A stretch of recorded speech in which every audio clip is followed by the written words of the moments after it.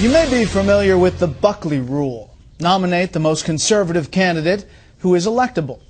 As chief political correspondent Carl Cameron reports, there are many Democrats who say their party needs to adopt a corollary rule, nominate the most liberal candidate who is electable, or risk losing relevance.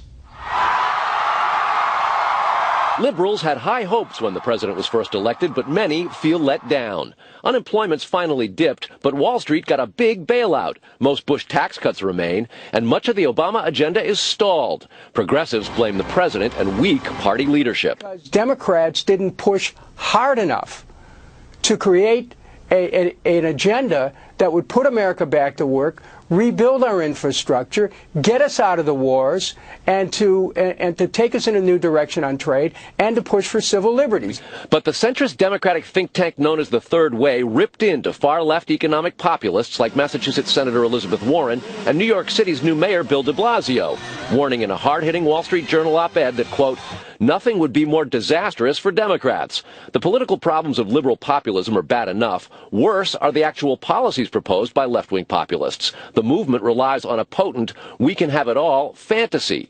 When the Tea Party pushed the GOP right on fiscal issues in 2010, Democrats lost the House majority in the biggest blowout in a half-century.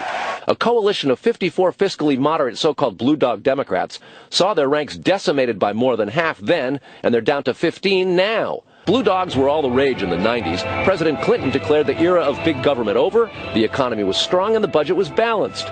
Al Fromm ran a top centrist think tank then and openly worries that liberals don't get it now. Growing the private economy is the prerequisite for being a party of opportunity, and that's something that Democrats cannot afford to forget.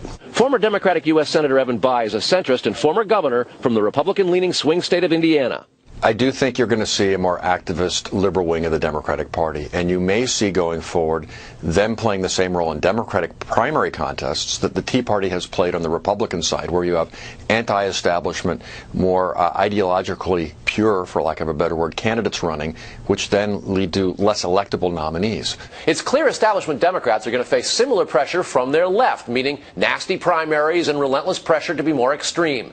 Hillary Clinton may face the most as the Democratic frontrunner now.